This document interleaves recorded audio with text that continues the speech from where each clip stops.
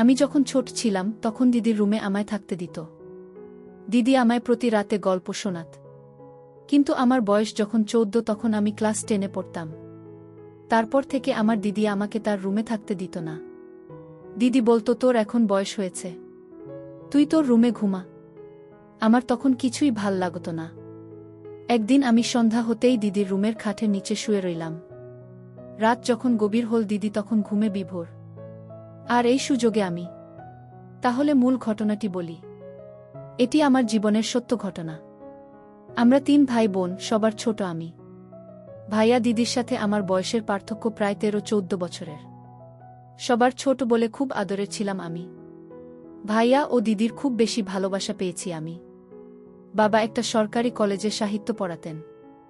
ভালোই নামডাক ছিল তার। বাবার চাকরির সুবাদে শহরে আসা তার। আমার মা একজন গৃহিণী। বাসা ভাড়া, পড়াশোনার ব্যয় বাবদ খরচ পড়ত অনেক। তাই বাবা বাসায় ব্যাচ পড়াতেন। অনেক ছাত্রছাত্রী ছিল বাবার। 4 কামরার ফ্ল্যাটের একটা কামরায় বাবার পড়ানোর জন্য বরাদ্দ ছিল। আমার যখন জন্ম হলো, ভাইয়া তখন ক্লাস 10-এ পড়ে আর দিদি 7মে। দিদি আর ভাইয়া সারাক্ষণ আমাকে নিয়ে পড়ে থাকত।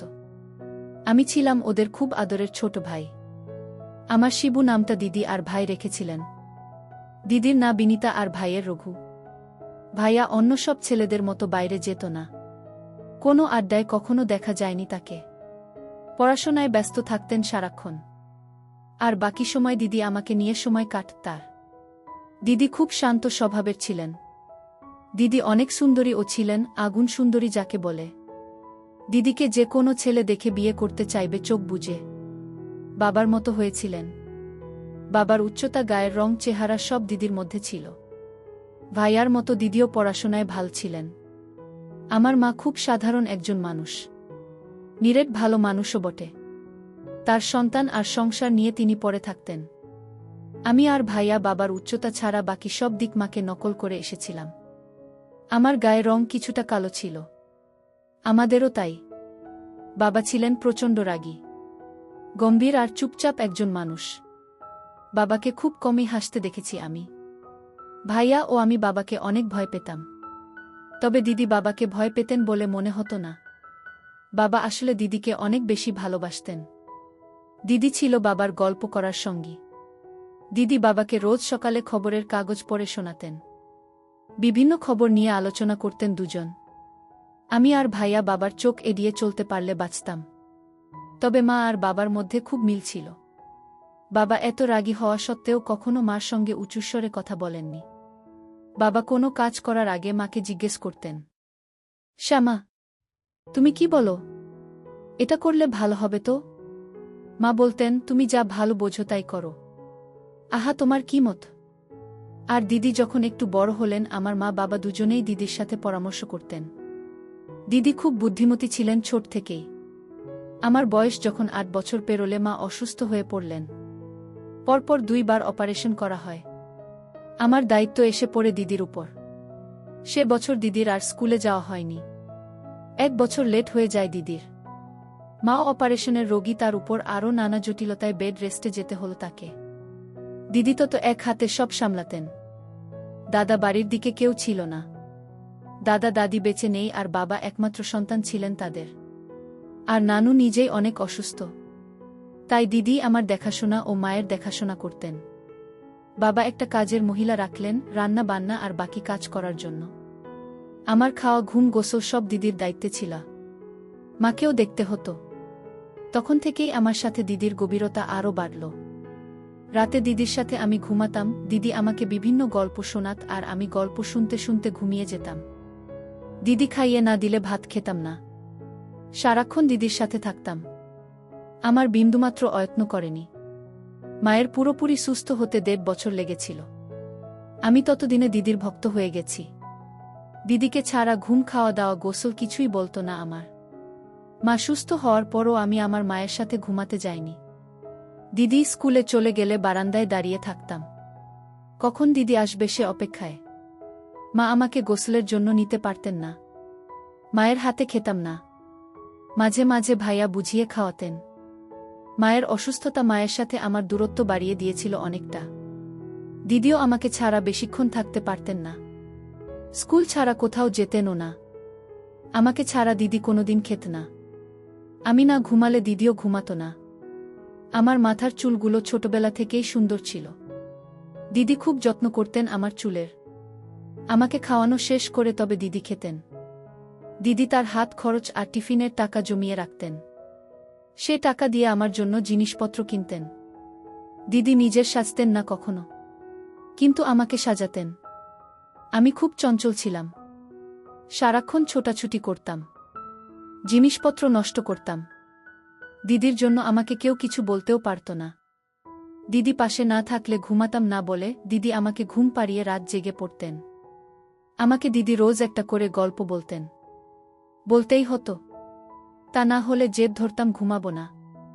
দিদির কাছে রোজ আবদার করতাম যতীন্দ্রমোহন বাগচির কাজলা দিদি কবিতা শোনানোর জন্য। কেন জানি খুব ভাল লাগত, আবার কষ্ট হতো। বাবাকে ভয়টা খুব বেশি পেতাম। বাবা যখন ছাত্রদের পড়াতেন তখন দরজার পাশে গিয়ে দাঁড়িয়ে থাকতাম। কখনো বাবার সাথে চোখাচোখি হয়ে গেলে দিতাম ভু করে দৌড়। পড়াশোনার হাতেখড়ি দিদির হাতেই। একটু যখন বড় হলাম, স্কুলে ভর্তি হলাম। বাবা মাঝে মাঝে বলতেন তার কাছে বই খাতা নিয়ে যেতে। বাবা তার কাছে যেতে বললে পেটে ব্যথার অজুহাতে শুয়ে থাকতাম। সে তাতে অনেক সময় কাজ হতো না। বাবা যখন পড়া ধরতেন আমার জানা পড়াগুলো ভুলে যেতাম, আর ভ্যা করে কেঁদে দিতাম। আপনি ছুটে এসে বাবাকে বলতেন, তুমি আবারও কে বলছ? বাবা বলতেন, আমি তো কিছুই বলিনি, ও এমনিতেই কাঁদছে। আমাকে সেখান থেকে উঠিয়ে নিয়ে যেতেন, আর বাবাকে বলতেন, থাক, তোমার আর ওকে পড়িয়ে কাজ নেই। যেদিন উক্ত ঘটনা ঘটত সেদিন রাতে আর ডাইনিং টেবিলে খেতে যেতাম না। ঘুমের ভান ধরে শুয়ে থাকতাম। দিদি তখন রুমে এসে আমাকে শুনিয়ে শুনিয়ে বলতেন, আজকে ডাইনি বুড়ি নতুন একটা গল্প বলবো ভেবেছিলাম। কি আর করা, শিবু ঘুমিয়ে গেছে। আমি তৎক্ষণাৎ উঠে বসে বলতাম, দিদি বলো গল্পটা। আমি ঘুমাইনি। আমার কান দেখে দিদি হেসে গড়াগড়ি খেতেন। বাবা বা মা কেউ কখনো দিদির কথার বাইরে যায়নি। বাবা দেখতাম সব সিদ্ধান্ত নেওয়ার আগে দিদির সাথে আলোচনা করতেন। মাও তাই। আমি মোটেও দিদি আর ভাইয়ের মতো হইনি। পড়াশোনার কাজ দিয়েও যেতাম না। সারাক্ষণ দুষ্টুমিতে ব্যস্ত ছিলাম। দিদি টুকটাক পড়াতেন। একটু পরেই উঠে যেতাম। বই ছিঁড়ে কুটি কুটি করা ছিল আমার একটা অভ্যাস। পড়ার চেয়ে বেশি বই ছেড়েছি আমি। ভাই এতদিনে মেডিকেলে চান্স পেয়ে চলে গেছেন অন্য শহরে। দিদি বাবার কলেজেই পড়তেন। আমাদের বাসা থেকে খুব একটা দূরে ছিল না কলেজ। আমি বিকেলে বন্ধুদের সাথে গল্প করে বাড়িতে এসে দেখলাম দিদি, মা, বাবা সবাই চুপচাপ। বাবা প্রচণ্ড রেগে আছেন বোঝাই যাচ্ছে। মা বারবার আঁচলে চোখ মুছছেন। দিদিকে আস্তে করে জিজ্ঞেস করলাম, কি হয়েছে দিদি? মা কাঁদছেন কেন? দিদি বললেন, তুই হাত মুখ ধুয়ে পড়তে বস। বড়দের কথার মধ্যে থাকতে হয় না বলছি না। যা তুই। দিদির কথা মতো রুমে চলে আসি। তবে একটু পরপর উকি দিচ্ছিলেন কি হয়েছে জানার জন্য। বুঝলাম না কিছুই। শুধু বাবাকে বলতে শুনলাম, এ বাসায় ওর নাম আর তুলবে না। ওর সাথে কেউ যোগাযোগ রাখবে না। ও যেন এদিকের পথে পা না বাড়ায়। বাবা কার কথা বলছেন বুঝতে পারিনি। তবে এরপর থেকে দেখতাম ভাইয়া আসতেন না। মা আর দিদি বাবাকে লুকিয়ে ভাইয়ের সাথে কথা বলতেন।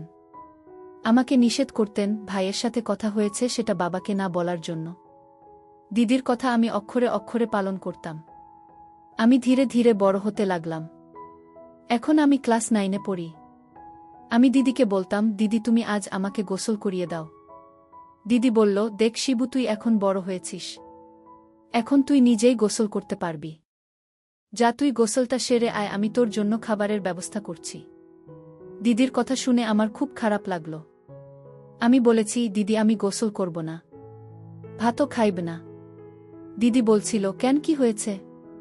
তুমি জানো না কি হয়েছে? ইদানিং দেখছি তুমি আমায় আগের মতো স্নেহ করো না।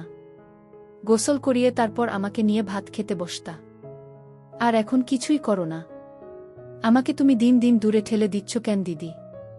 আমার যে তোমায় ছাড়া কিছুই ভাল লাগে না।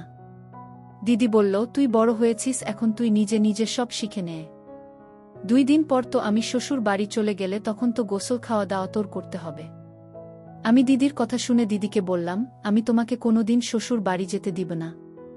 আমাকে ছেড়ে চলে গেলে আমি কিন্তু মরে যাব বলে দিলাম। আমি এসব বলতে বলতে কান্না করতে লাগলাম। দিদি বলল, ঠিক আছে, কান্না করিস না, চল তোকে গোসল করিয়ে দেই। দিদি যখন আমায় গোসল করিয়ে দিচ্ছিল তখন আমার কেমন জানি লাগছিল। আমার শরীরটা ঘামতে শুরু করল। দিদি জিজ্ঞেস করল, কিরে তোরে গোসল করালাম, তারপরও তুই এভাবে ঘামতে আছিস কেন? আমি আমার ভাইয়ের কথা শুনে অবাক হলাম। শিবু এসব কি বলছে?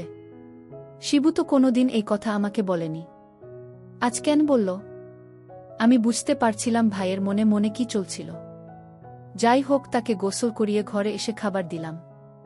আমি বললাম, নে এবার খেয়ে নে। শিবু বলল, না আমি খাব না। কেন খাবি না? নিজের হাতে খেয়ে নে। আমি বললাম, দিদি তুমি তোমার হাত দিয়ে ভাত খাইয়ে দাও, তোমার হাতে ছাড়া ভাত না খেলে আমার পেট ভরে না দিদি। আমি দিদির সাথে ঘনিষ্ঠ হতে লাগলাম। আর একটা সুযোগ খুঁজছিলাম, কিভাবে পাওয়া যায়। আমার কিছু করার ছিল না। ছোট ভাইয়ের বায়না আমি কিছুতেই ফেলতে পারলাম না। তাকে নিজের হাতে ভাত খাইয়ে দিলাম। রাতে পড়া শেষ করে আবার রুমে গিয়ে শুয়ে পড়লাম।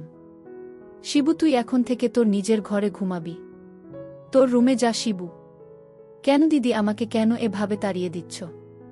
আমি তোমার রুমেই ঘুমাব। বুঝেছি, এখন তুমি আগের মতো আমাকে গল্প শোনাও না, তোমার রুমে থাকতে দাও না। এটার কারণ এখন আমি তোমার বোঝা হয়ে গেছি। আরে না ভাই, তুই আমার কাছে কোনোদিনই বোঝা হবে না। তুই বুঝিস না কেন, তুই এখন বড় হয়েছিস। আমি কিছু বুঝি না, আমি এখানে থাকব দিদি। আমায় একা একা ঘুমাতে ভয় লাগে। দিদি তখন বলল, তোরে আমি বুঝতে পারলাম না। ঠিক আছে, তাহলে চুপচাপ ঘুমাবি, কোনো কথা বলবি না। আমি মনে মনে ভাবলাম, ও হয়তো ছোটবেলা থেকে আমার আদরে বড় হয়েছে, তো তাই এখন আর আমাকে ছাড়া থাকতে চায় না। কিন্তু আমার এই ধারণা সম্পূর্ণ ভুল ছিল। আমার ভাই যে দিন দিন এত দুষ্টু হয়ে যাবে তা আমি ভাবতেই পারি না। আমি একদিন শিবুকে দেখলাম স্কুলে একটা মেয়ের সাথে গল্প করছে। আমি ভাবলাম এই বয়সে ভাইটা মেয়েদেরকে নিয়ে গল্প করে। শিবু যখন বাড়িতে ফিরল আমি তাকে জিজ্ঞেস করলাম, তুই মেয়েদের সাথে গল্প করিস কেন? সে বলল, দিদি আমি একটা অঙ্ক বুঝি নাই, আর তাই আমার বান্ধবীদের কাছ থেকে অঙ্কটা বুঝে নিলাম। শিবু আমার সাথে কথাটা মিথ্যা বলেছে। আমি আজ তাকে বললাম, শিবু আজ থেকে আমার রুমে তোর থাকা বন্ধ, কারণ ইদানিং দেখছি তুই কেমন জানি হয়ে গেছিস। তোর নজর ভালো না, আমার রুমে থাকতে পারবি না। তখন সে আমার সাথে রাগ দেখিয়ে বলল, ঠিক আছে ঠিক আছে, আমি তোমার রুমে আর থাকব না। কিন্তু শিবু তা মুখে রাগ দেখিয়ে বলেছিল, কিন্তু রাতে সে আমি শোয়ার আগে খাটের তলে লুকিয়ে পড়ল। এটা আমি কিছুতেই জানতাম না। আমি শিবুকে খুঁজতে লাগলাম, শিবু তুই কই গেলি? শিবুর রুমে গিয়ে দেখলাম শিবু নেই। শিবু তো আমার ঘরের খাটের নিচে শুয়ে রইল। তা আমি দেখিনি। আমি মাকে জিজ্ঞেস করলাম, মা শিবু কোথায়? মা বলল, শিবু তো আজ তো বলে গেল তোর ফুফুর বাড়িতে যাবে, আজ আসবে না। আমি মনে করলাম শিবু কি আমার সাথে রাগ করে চলে গেল। কিন্তু বন্ধুরা, শিবু যায়নি। শিবু আমার রুমে খাটের নিচে শুয়ে আছে। কেন শুয়ে রইল তা জানতে পারবেন এবং আমার সাথে কি করতে চায়। মার কথা শুনে আমি ভাবলাম হয়তো শিবু তার ফুফুর বাসায় চলে গেছে, আর তাই আমিও নিশ্চিন্তে ঘুমিয়ে পড়লাম। আমি যখন ঘুমিয়ে পড়লাম তখন শিবু খাটের তল থেকে ধীরে ধীরে আমার কাছে বসল। শিবু দেখল আমি ঘুমে বিভোর হয়ে রয়েছি। শিবু তখন ধীরে ধীরে আমার কাছে বসল, তারপর আমার পাশে শুয়ে পড়ল। ঠিক তখনই সুকেশের উপর থেকে বিড়াল লাফ দিয়ে টেবিলে পড়তেই একটা শব্দ হল। শব্দটা শুনে দিদি লাফ দিয়ে উঠে এবং ভয় পেয়ে যায়। তখন দেখল আমি তার কাছে শোয়া অবস্থায় শিবু ঘুমের ভান করে শুয়ে রইল। আমি তখন শিবুকে বললাম, এই শিবু তুই আমার রুমে কি করে এলি? আমি তো দরজা লক করে ঘুমিয়েছিলাম। তাহলে তুই এখানে কি করে আসলি? আমার তো মাথায় কাজ করছে না। শিবুর উদ্দেশ্যটা কি আমি তা খুঁজে বের করার জন্য। আমি শিবুকে বললাম, তুই আমার রুমে কি করে আসলি? সে তখন বলল, দিদি তুমি যখন বলেছিলে আজ থেকে আর আমাকে তোমার রুমে থাকতে দেবে না, তখন আমি বুদ্ধি করে আমি তোমার খাটের নিচে আগে থেকেই শুয়েছিলাম, কারণ তোমার রুম আমায় জাদু করে ফেলেছে। তোমার এই রুমটা ছাড়া আমার ঘুম আসে না। এসব বাজে কথা রেখে যা, ঘুমাতে যা তো রুমে।